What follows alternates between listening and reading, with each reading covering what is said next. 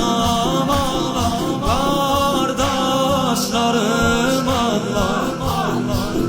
Beni qəbrə qoyan ləhzə yoldaşlarım Allah.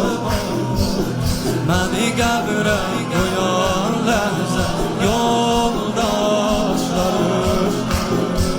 Ağlayanlar gedərəm, qəbrimdə tək qalır.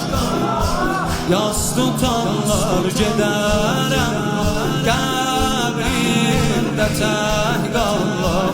Yas tutanlar gedərəm, susuz əllərlə öləm ağam gələr. Susuz əllərlə öləm ağam. Başım üstə bir kəfən ağam, baş çəkər nökərinə başsız ağam. Quru yerdə can verən ağam gələr. Quru yerdə can verən mehribandır ağam. Qəbrimin əvvəl gecəsində mizibandır ağam. O çətin gecə gələr dadə naciran